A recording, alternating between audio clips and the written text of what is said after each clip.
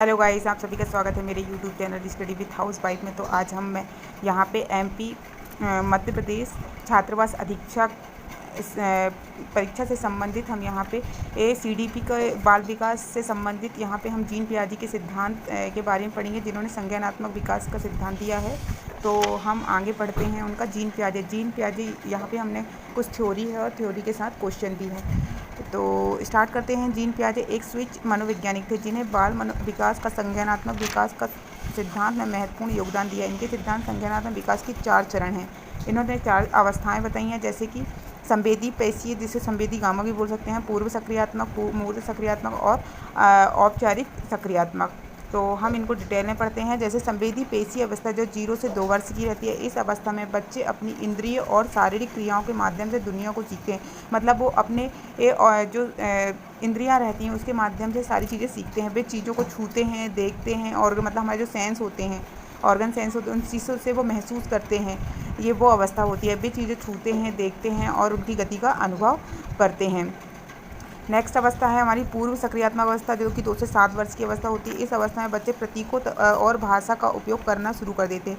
मतलब बच्चे यहाँ प्रतीकों के माध्यम से और भाषा के उपयोग करना शुरू कर देते हैं, और वे चीज़ों को प्रतीकों के माध्यम से याद करने लगते। जैसे हम उनको जैसे मैंगो दिखाते हैं तो मैंगो से उनको समझ में आ जाता है कि ये मैंगो है। कोई भी प्रतीक सिंबल से वो समझ में आ जाता है उनको, जैसे शब्दों का उपयोग करना।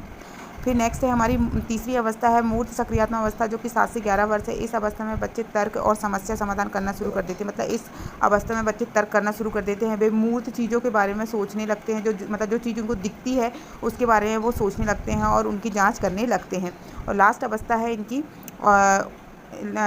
औपचारिक सक्रियात्मक अवस्था, जो कि 11+ वर्ष है। इस अवस्था में बच्चे अमूर्त अवधारणाओं के बारे में सोचने लगते हैं। वे हाइपोथेटिकल सिचुएशन पर विचार कर सकते हैं और तर्क कर सकते हैं। मतलब यहाँ पे वो तर्क काल्पनिक चीज़ों के बारे में सोचना स्टार्ट कर देते हैं, चांद तारों की बात करना स्टार्ट कर देते हैं। ये औपचारिक होती है, ये किशोरावस्था में आती है, इसको किशोरावस्था भी बोल सकते हैं हम। तो जीन पियाजे के यहाँ पे हमने कुछ क्वेश्चन लाए हैं। तो यदि गाइज आपको मेरे मतलब ये प्रश्न अच्छे लगे, वीडियो अच्छे लगे, तो प्लीज़ लाइक एंड सब्सक्राइब करें। तो स्टार्ट करते हैं। यहाँ पे हम जीन पियाजे के संबंधित प्रश्न, जैसे कि प्रश्न नंबर पहला है, जीन पियाजे संज्ञानात्मक विकास सिद्धांत के कितने चरण दिए? तो हमको पता है उन्होंने 4 चरण दिए हैं। कितने दिए? 4 चरण दिए थे। 4 चरण जैसे कि संवेदीगामक अवस्था, पूर्व सक्रियात्मक अवस्था, मूर्त सक्रियात्मक अवस्था और अमूर्त सक्रियात्मक अवस्था या औपचारिक सक्रियात्मक अवस्था। तो दूसरा प्रश्न पढ़ते हैं हम। दूसरा प्रश्न दिया है, संवेदी पेशीय अवस्था में बच्चे किस प्रकार सीखते हैं? मतलब जो संवेदी अवस्था होती है, जो कि 0 से 2 ईयर की होती है, उसमें बच्चा कैसे सीखता है? इंद्रिय और शारीरिक क्रियाओं के माध्यम से, परिकल्पित निगमनात्मक सोच से, अमूर्त सोच का संरक्षण और पदार्थों के क्रमबद्ध कारकों की क्षमता। तो देखिए, इंद्रिय और शारीरिक क्षमताओं क्रियाओं के माध्यम से सीखता है संवेदीगामक में, और परिकल्पित निगमनात्मक सोच तो ये तो अनौपचारिक शिक्षा में होती है, औपचारिक में होती है। अमूर्त सोच का विकास भी उसी में होता है। संरक्षण और पदार्थों का क्रमबद्ध करने का क्षमता ये मूर्त सक्रियात्मक अवस्था में होता है। प्रश्न नंबर तीसरा है, पूर्व सक्रियात्मक अवस्था में बच्चे की मुख्य विशेषता क्या है? परिकल्पित निगमनात्मक, तर्क और प्रतिज्ञापित चिंतन करने में समर्थ, प्रतीकों और भाषाओं का उपयोग करना, संरक्षण, वर्गीकृत व श्रेणीबद्धता करने के सक्षम नहीं है, इनमें से कोई नहीं। तो हमारा आंसर आएगा, पूर्व सक्रियात्मक अवस्था की मुख्य विशेषता होती है कि प्रतीकों और भाषा का उपयोग करना शुरू वो कर देता है। प्रश्न नंबर चौथा है कि मूर्त सक्रियात्मक अवस्था में बच्चे किस प्रकार का तर्क करते हैं? प्रतीकों के, यहाँ बड़े की मात्रा आएगी, प्रतीकों के और भाषा का उपयोग नहीं है, तो पूर्व सक्रियात्मक अवस्था में करता है। इंद्रिय और शारीरिक क्रियाओं का माध्यम, ये तो संवेदीगामक मतलब मूर्त चीज़ों के बारे में तर्क करना। हाँ, मूर्त सक्रियात्मक अवस्था में बच्चे जो रहते हैं वो मूर्त चीज़ों के बारे में, मतलब जो चीज़ें उनको दिखती है उसमें वो तर्क करना स्टार्ट कर देते हैं। तो हमारा आंसर नंबर सी आएगा यहाँ पे।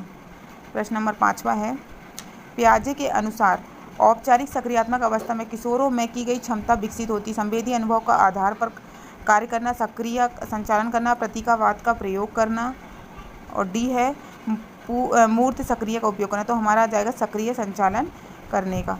प्रश्न नंबर 6वां है, जीन पियाजे द्वारा दिए गए ज्ञान के क्षेत्रों में निम्नलिखित कथनों में से कौन सा कथन सही है? प्रश्न को बहुत अच्छे से पढ़ें, क्योंकि ये नहीं और है में बहुत कंफ्यूज हो जाता है।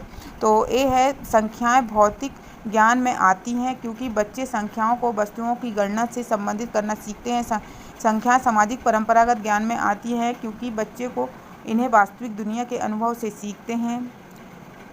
सी है, संख्याएं तर्कसंगत गणितीय ज्ञान में आती हैं क्योंकि संख्याएं वे संबंध है जिनकी रचना बच्चा का मन करता है। डी है संख्याएं सामाजिक सांस्कृतिक ज्ञान में आती है क्योंकि प्रत्येक संस्कृति संख्याओं में अलग तरीके से दर्शाया जाता है। तो हमारा आंसर नंबर आएगा यहाँ पे, आंसर नंबर संख्याएं तर्कसंगत गणितीय ज्ञान में आती हैं क्योंकि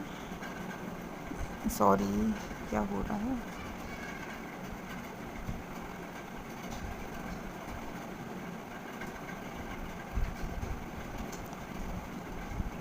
तो आंसर आ जाएगा हमारे यहाँ संख्याएं तर्कसंगति गणितीय ज्ञान में आती हैं क्योंकि संख्याएं वे संबंध हैं जिनकी रचना बच्चा मन में करता है।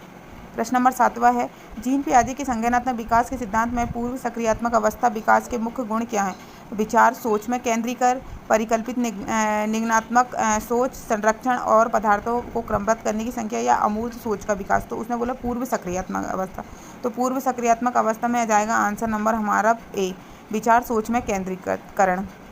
प्रश्न नंबर 8वां है हमारा, बच्चे के संज्ञानात्मक विकास के संदर्भ में निम्नलिखित में से कौन सी पियाजे की संरचना स्कीमा है, अवलोकन है, अनुबंधन है या डी है प्रबलन। तो हमारा आंसर आ जाएगा स्कीमा। स्कीमा के बारे में ही जीन पियाजे ने बताया है।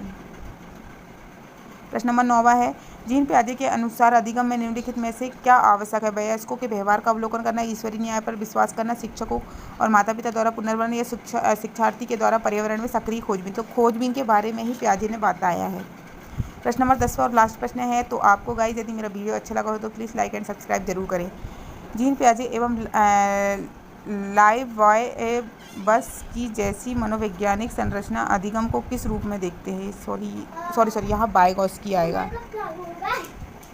वाइगोत्स्की की जैसी मनोवैज्ञानिक संरचना अधिगम के किस रूप में देखते हैं? सक्रिय विनियोजन के अर्थ निर्माण की प्रक्रिया, कौशलों का अर्जन, प्रतिक्रियाओं का अनुबंधन या निष्क्रिय आवृत्ति का प्रक्रिया। तो आंसर आएगा हमारा सक्रिय विनियोजन का अर्थ निर्माण की प्रक्रिया। यहाँ वाइगोत्स्की है, मिस्टेक हो गई है टाइपिंग में। तो गाइस यदि आपको वीडियो अच्छा लगा हो तो प्लीज़ लाइक एंड सब्सक्राइब करें। Thank you.